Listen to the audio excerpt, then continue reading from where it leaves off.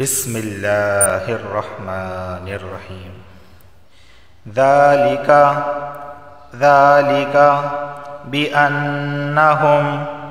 بأنہم قالوا لن تمسنا النار إلا أياما معدودات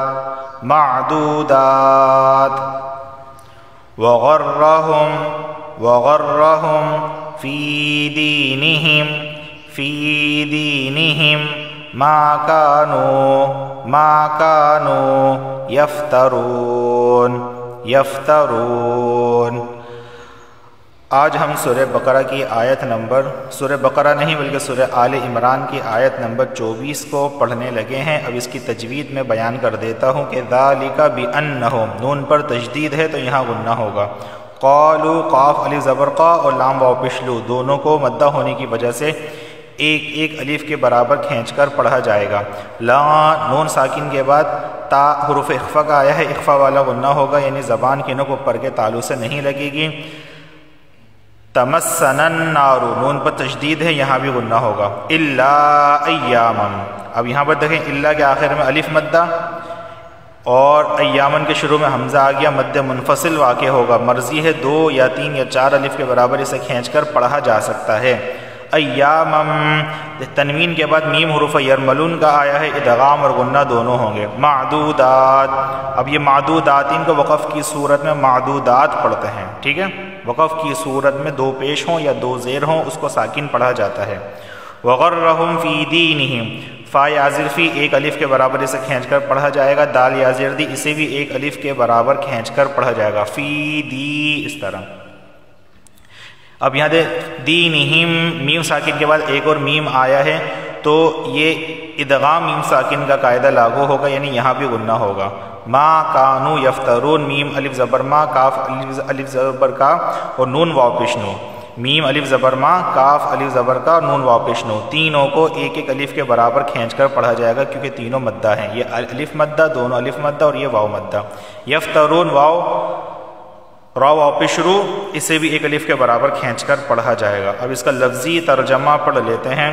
ذالکہ کا معنی ہے یہ، بأنہم، اس لیے کہ وہ، قالو کہتے ہیں، لن تمسنا، ہمیں ہرگز نہ چھوئے گی، کیا نہیں چھوئے گی؟ النار، آگ نہیں چھوئے گی، الا مگر، ایامن، چند دن، معدودات، گنتی کے۔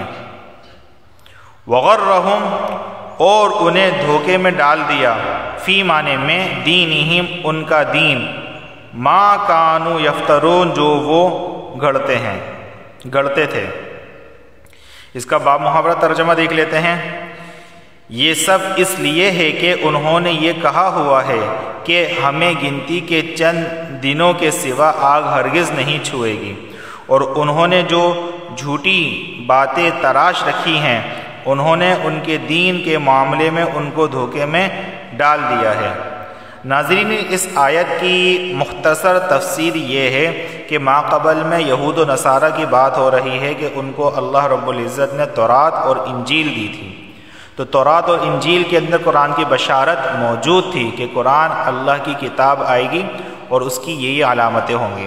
یہود و نصارہ کو وہ ساری باتیں پتہ تھیں، جب قرآن آ گیا ان کو معلوم تھا کہ یہ قرآن آسمانی کتاب ہے، اللہ رب العزت کی کتاب ہے، تو ہونا یہ چاہیے تھا کہ وہ قرآن پر ایمان لے آتے، لیکن انہوں نے قرآن سے منہ موڑ لیا۔ اچھا، یہ جو اوتوا نصیبا من الکتاب ماقبل والی آیت کے اندر جو اوتوا نصیبا من الکتاب کا جو ذکر ہوا ہے، اس سے قرآن بھی مراد لیا جا سکتا ہے، تورات اور انجیل بھی مراد لی جا سکتی ہے کہ پیغمبر صلی اللہ علیہ وسلم نے ان سے کہا کہ لیحکم بینہم ثم یتولی، کہ چلو تورات یا انجیل ہی لیا، اس سے فیصلہ کرتے ہیں جن چیزوں کے اندر تم غلط کر رہے ہو۔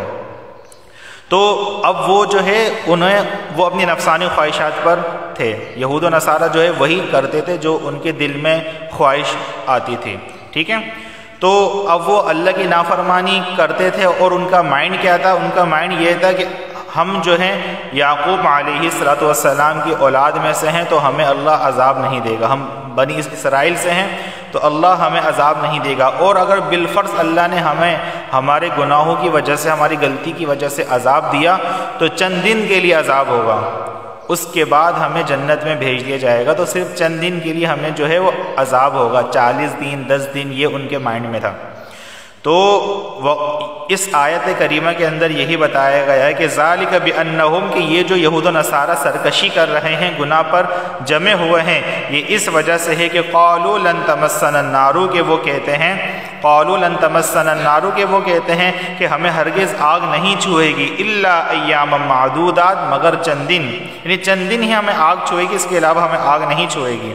وغرہم فی دینہم، اور ان کے بڑوں نے ان کو دھوکے میں ڈال دیا، فی دینہم، ان کے دین میں، ما کانوا یفترون، جو وہ جھوٹی باتیں گڑھتے ہیں۔